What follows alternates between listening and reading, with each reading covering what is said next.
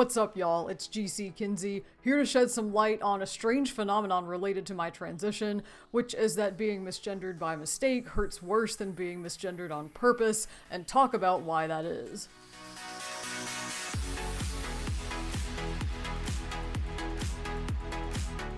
This is the first of two videos I'm releasing in March for Trans Day of Visibility 2023, which happens on March 31st. Each one focuses on a different aspect of my experience with trans visibility, so stay tuned for the second video. I will add a link to that once it's posted. And just as a heads up, I'm going to be tackling some pretty heavy subjects related to trans visibility, which is a heavy enough subject on its own, but specifically there will be discussions of gender dysphoria, misgendering, and transphobia. I do end things on a positive note, but if this kind of subject matter isn't for you, I totally understand and encourage you to check out some of my other videos. And with all that out of the way, let's get into it.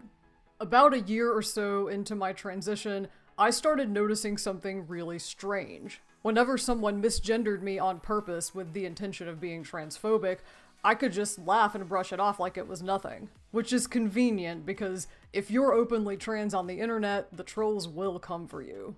But on the other hand, whenever someone misgendered me unintentionally, like a cashier calling me ma'am or miss instead of sir, it would feel like a huge slap to the face, and my mood would end up in a terrible down slump for the rest of the day, or sometimes even the rest of the week, depending on how often it happened.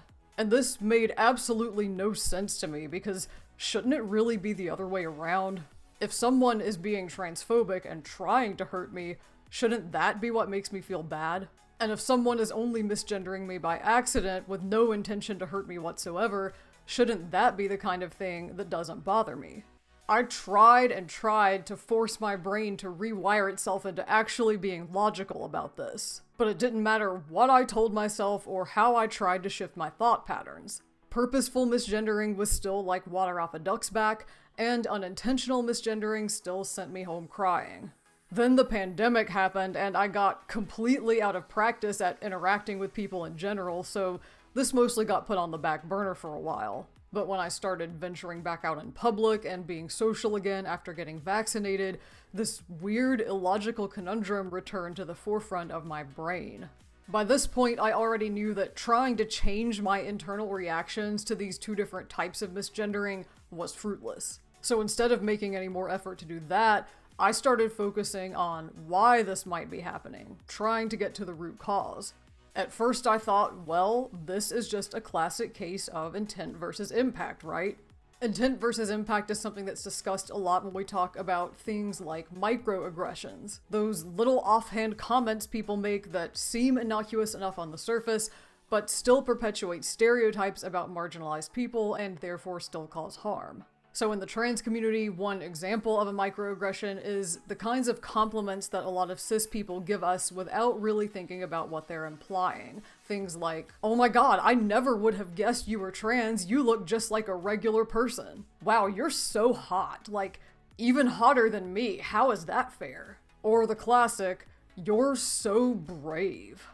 The intent of these statements is to say something positive, but the impact is actually quite hurtful, because they imply that we shouldn't look like regular people, or we shouldn't be hotter than our cis counterparts, or we shouldn't be brave enough to live our truth. And the thing is, most of the time the cis people saying this stuff don't even realize they're giving trans people backhanded compliments. Maybe some of them do, but I think the majority of them actually are just trying to be nice. But because we as trans people hear this kind of stuff all the time, we're extremely aware of the harmful impact it has, especially the cumulative impact over time.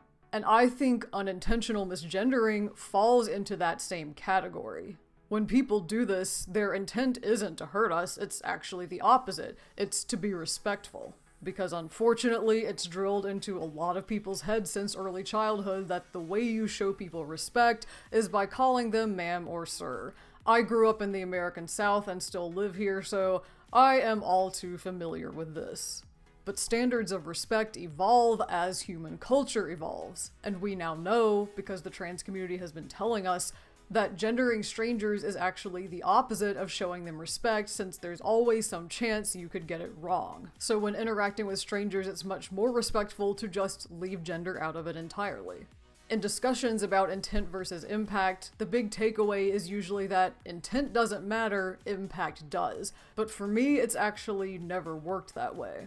For example, if I've had a disagreement with a friend or they've done something to hurt me, and we talk it out and I learn that their intent was not to hurt me, that tends to lessen the impact for me because it helps me to understand why they did what they did and how we can move forward. In fact, that's why I give so much leeway to friends who are still making a lot of mistakes while they're learning my pronouns. As long as I can tell they're trying to get it right, then it doesn't bother me if they're still sometimes getting it wrong or I'm having to give them reminders. Whereas if they aren't making any effort and still getting it wrong 100% of the time, even after having months to adjust, that's when I'm going to start thinking, okay, maybe their intent isn't so good, and therefore the impact of their actions hurts more.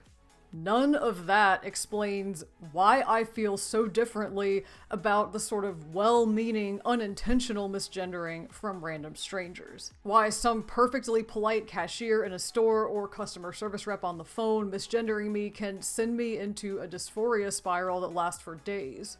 I know logically that their intent is good. So why does the impact of their words hurt so much? And on the flip side, I know the intent of transphobic trolls is bad, so why is the impact of their words so minimal and even laughable? Knowing how intent versus impact works for me personally, my feelings about getting misgendered in these two different contexts still didn't make any sense. So I started thinking about what else could be behind it, and toward the end of 2022, after many more social interactions and several months of testosterone under my belt, I finally figured it out. Turns out that it's not about logic versus emotion or intent versus impact at all. It's about visibility. Here's where we finally get to the trans visibility crux of this whole thing. When someone misgenders me on purpose, they're trying to hurt me because I'm trans. They see my transness, they don't like it for whatever reason, so misgendering me is their way of lashing out against that part of me. And it doesn't really bother me because that response, that lashing out, proves that even if they hate me, they still see me for who I am.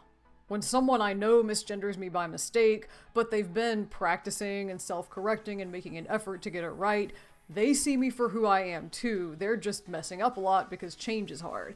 So that explains why that doesn't really bother me either. But when some well-meaning random stranger misgenders me and clearly thinks they're gendering me correctly, what that tells me is that they are seeing me for someone I am not. They're ignoring the way I've styled and presented myself, my movements and mannerisms, the voice and speech patterns I've put so much training and effort into, the pronouns I'm wearing, usually on my literal face. And instead, they're seeing a gender that was assigned to me, forced onto me, that I never asked for and is not mine. And having such a fundamental part of who I am rendered invisible like that is soul-crushing. It hurts on a level so deep that it's hard to put into words. Once I came to that realization, things started to make a lot more sense, like why the majority of my gender dysphoria is social and how exactly that social dysphoria works. While I was glad to have this added clarity, I was also pretty overwhelmed by its implications. First, there was fear about my future, because visibility, being seen, is clearly important to me. But like I said in my video about passing culture, how others perceive you is unfortunately outside of your control, which kinda sucks when most of your dysphoria is social. Second, there was the complicated nature of visibility as a non-binary person existing in a largely binary world. And that goes beyond the whole concept of passing or blending or whatever you want to call being perceived as a cis person of your gender. If I'm seen as a cis person, either as a cis woman like I often am now, or as a cis man later in my transition, that means I'm not being seen as the non-binary person I actually am. And third, there was the question of how to alleviate dysphoria in light of all this. Every major medical establishment agrees that the only effective treatment for gender dysphoria is to transition and live your truth. But does that even work with social dysphoria? Will my transition actually make that better? Or am I doomed to a life of avoiding interactions with strangers when I can and suffering through them when I can't? As you might guess, these implications were pretty daunting to face. But in the midst of them was a ray of hope too. Because my social dysphoria really stems from being seen for who I'm not, rather than not being seen for who I am. Very subtle difference, but significant in this case. Because that means that it really doesn't matter what gender people think I am, as long as it's not a woman. In fact, I don't even care if they do think I'm a woman in their heads, as long as they don't call me one to my face. And that's good, because being seen as a transmasculine NB is probably not the most realistic transition goal in such a binary world. But being seen as not a woman actually seems doable. And with each day that I'm on testosterone, I feel a little more confident that I can get there.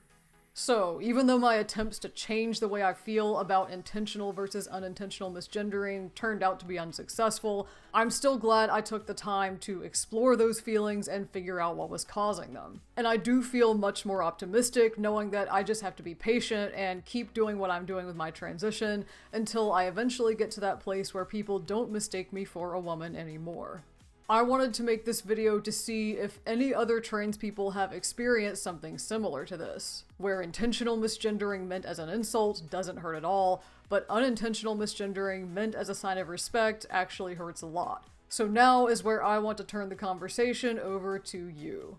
For my fellow trans, non-binary, and gender diverse siblings, how does misgendering in different contexts affect you? What role does visibility play in the way you experience gender euphoria or dysphoria? If you're not trans, but you often get misgendered or perceived incorrectly, what is that like for you? And whether you fall under the trans umbrella or not, what questions do you have about all this? Drop a comment below and let's get a discussion going. And this is a touchy and difficult subject, so if you could keep the comments section respectful, that would be awesome. You can also reach out to me on other social media. I am GC Kinsey across all platforms. And while you're here, feel free to check out some of my other videos. I've got more vlogs like this about my experiences as a queer person, along with cosplay music videos, makeup tutorials, pre and post testosterone voice recordings, and more right here on this channel. So make sure to like and subscribe so you don't miss anything new. And with that, thank you so much for watching. Thank you so much for all of your support. I hope everyone genders you correctly and treats you with respect, and I will see you on the next one.